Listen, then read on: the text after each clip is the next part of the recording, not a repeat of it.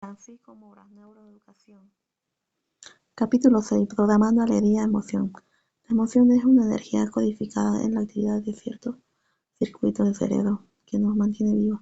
Si la emoción sin esa energía base nos encontraríamos deprimidos, apagados. Alguien con una emoción apagada no podía ver y darse cuenta ni siquiera de un elefante que pasaste junto a él, y esa emoción puede apagarse por muchas variadas circunstancias en el niño o el adolescente, en cualquiera que vive en la sociedad. Cuando tal apagón ocurre en el niño, sus consecuencias para la vida en el colegio, para aprender y memorizar, son obviamente muy negativas. La emoción del origen de su propia palabra indica movimiento e interacción con el mundo. En esta es la conducta que incluye todos los cambios que produce en el cuerpo disparado por un amplio rango de estímulos que viene cuando rodea al individuo, aunque también pueden producirse de la evocación de la memoria. Tales estímulos que indican recompensa, placer o castigo o dolor. La emoción también es el medio de comunicación más poderoso que existe, con el que se han mantenido vivas millones de especies animales, en particular los mamíferos, y más en particular los seres humanos. El cerebro límbico y emocional es tronco del encéfalo, y en ellas principalmente de la corteza prefrontal, orbitaria, amígdala, hipocampo, hipotálamo y la sustancia reticular activadora ascendente son las dos grandes áreas cerebrales que albergan principalmente los circuitos neuronales que codifican para la emoción. Son circuitos que, mientras estamos despiertos, se encuentran siempre activos en alerta y nos ayudan a distinguir estímulos importantes para nuestra supervivencia. Las emociones encienden y mantienen la curiosidad y la atención, y con ello el interés por el descubrimiento de todo lo que es nuevo, desde el alimento enemigo a cualquier aprendizaje en el aula. Las emociones, en definitiva, son la base más importante sobre lo que sustentan todos los procesos de aprendizaje y memoria. De hecho, hoy en neurociencia se conoce bien las emociones, tienen, entre otras muchas funciones y de forma destacada, para almacenar y evocar memoria de una manera más efectiva, y es que a nadie se le escapa que todo acontecimiento nuevo asociado a un episodio emocional, bien sea de placer o dolor, permite un mejor almacenamiento y evocación de lo sucedido. También la información emocional es la básica para la elaboración de cualquier función mental y el buen funcionamiento de las relaciones sociales. Es más, las ideas son los átomos del pensamiento que se elaboran en los circuitos neuronales de las áreas de asociación de la corteza cerebral, y lo hacen impregnadas de significado, bien sea placentero o doloroso, o de la amplia paleta de colores emocionales que constituyen el mundo humano. Por lo tanto, las emociones es también un ingrediente básico del proceso cognitivo del razonamiento. Hoy comenzamos a saber que el binomio emoción-cognición, procesos mentales, es un binomio indisoluble, y ello se debe al diseño del cerebro y a cómo funcionan los abstractos. Los conceptos que crea el cerebro no son afectivos de emoción, sino impregnados de ella. Esto ya nos debe alertar acerca de la importancia de la emoción, tanto que para el que aprende como para el que enseña. El que instruye debe ser consciente de estar mecanismo esencial de emoción como vehículo de las palabras, si quiere estar al alcance al que aprende de un modo sólido y convincente. Y esto hay que saberlo bien. Maxime hoy que en nuestra cultura, en los colegios, incluso a los niños pequeños se les enseña conceptos cognitivamente complejos de modo afectivo desconexionados tantas veces de significado emocional. Esto es un error, pues nada se puede llegar a conocer más aquello que se ama, aquello que nos dice algo. Por eso son importantes las palabras y cómo se utilizan. Las palabras son el vehículo del conocimiento, y la enseñanza debe ir siempre acompañada por la emoción. La palabra, uno hoy en día, de tanta accesibilidad a medios técnicos, sigue siendo el centro de toda enseñanza. El que enseña utiliza la palabra mejor que puede.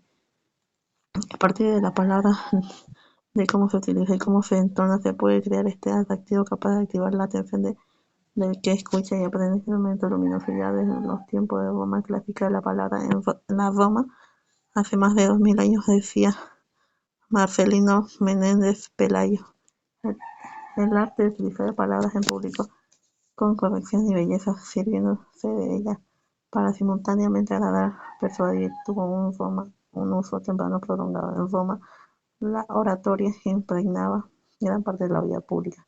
Su valor era reconocido en los tribunales, discursos judiciales, en el foro, discursos políticos y en algunas manifestaciones religiosas, elogios fúnebres. Y termina don Marcelino: el arte de hablar bien se convierte también en un instrumento educativo de primera magnitud.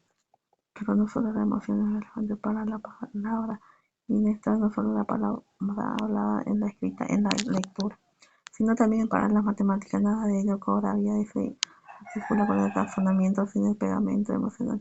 Y junto a esto, en la toma de decisiones, cualquier decisión se basa o se tiene también un fuerte componente emocional en el estudiante adolescente en particular.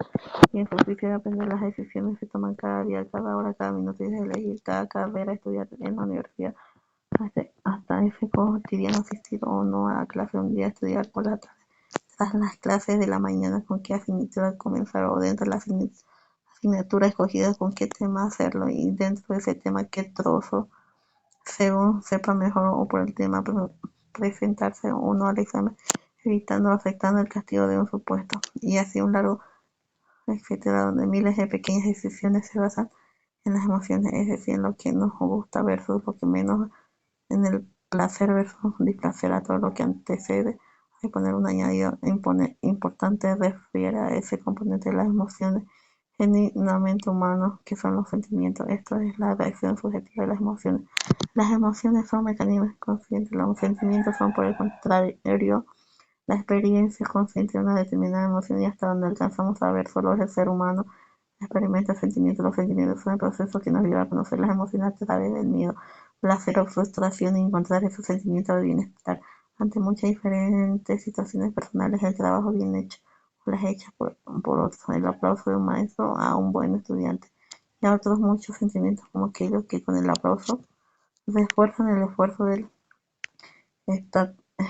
estudiante por conocer y mostrar nuevos conocimientos a los demás, y todo ello una poderosa influencia en el mundo, no solo del aprendiz, sino también del que enseña. Hoy se habla mucho de una pausa emocional que ocurre en muchos niños de su periodo escolar, y que se relaciona con el hecho de vivir una sociedad estresada, cuyas consecuencias alcanzan la intimidad de las familias y las relaciones familiares. El estrés genera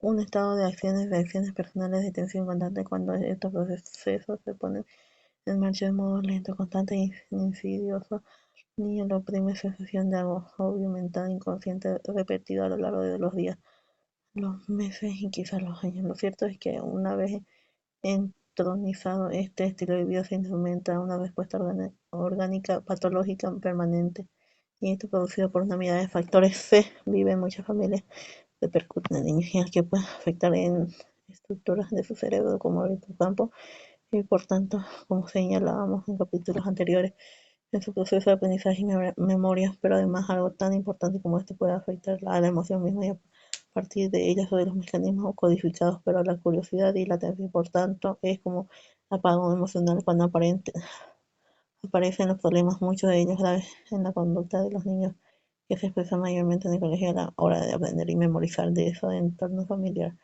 Puede nacer un niño con estrés no expresado ninguna anormalidad cognitiva especial o hiperactividad o síntomas depresivos clásicos, sino simplemente con una cierta apatía manifestada con una atención baja, difuminada o dispersa, y nunca demasiado pronunciada, que repercuta en su rendimiento mental en el colegio. De estrés es ciertamente una actividad cerebral y conductual fisiológica, social, y nuestro estilo de vida durante millones de años. Pero los estilos de vida han cambiado en el hombre moderno, y ello ha dado lugar a la patología del estrés, y con ella referido de nuevo a los niños que saben la posible falta de un sueño profundo suficiente y reparador, mecanismo cerebral esencial para producir y alcanzar consolidación de todo lo aprendido de modo relevante durante el día, y a síntomas como la irritación y la atención que hemos. Cuando este proceso se pone en marcha, altera la conducta del niño de un modo poco aparente. Hoy se conoce un tratamiento efectivo poco costoso que mejora los síntomas producidos por este tipo de estrés. Me refiero a la práctica del ejercicio físico aeróbico. Los efectos del ejercicio aeróbico funcionan a cualquier edad, desde el niño adolescente al adulto y el anciano. Este tipo de ejercicio estimula cambio la configuración cerebral en aquellas áreas que tienen que ver con el aprendizaje y la memoria. De esto se han dado cuenta los especialistas, y frente a la idea surgida hace muchos años, en particular en Estados Unidos, de que había que de bajar el número de horas semanales dedicadas a la gimnasia y los deportes, dedicarlas en lugar de duro aprendizaje abstracto. Ahora de nuevo, a la luz de los beneficios que su cerebro produce el ejercicio físico y aeróbico, se ha regresado a la idea potencial de dedicarle tiempo suficiente en los colegios de estudios, recientes lo han venido poniendo de relevancia. Uno de ellos en particular resulta muy interesante. Fue un estudio realizado en Suecia en el que se comprobó que en jóvenes en el rango de edades comprendido entre los 15 a los 19, aquellos que practicaron ejercicio físico continuaron y alcanzaron alta puntuación en esta materia.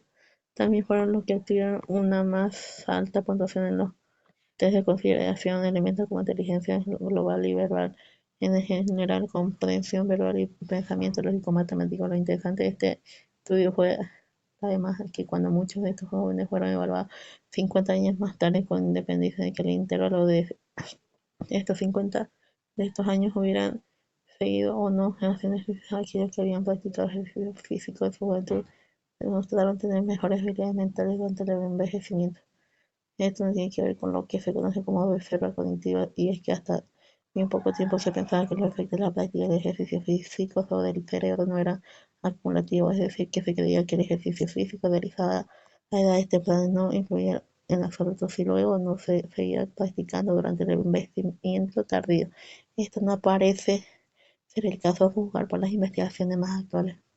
En definitiva, todo aquello conducente a la adquisición de conocimiento como la curiosidad, la atención, la memoria o la toma de decisiones requiere de esa energía. Hemos llamado emoción. Detectar fallos o una pausa emocional puede convertirse en una tarea central en el futuro neuroeducador.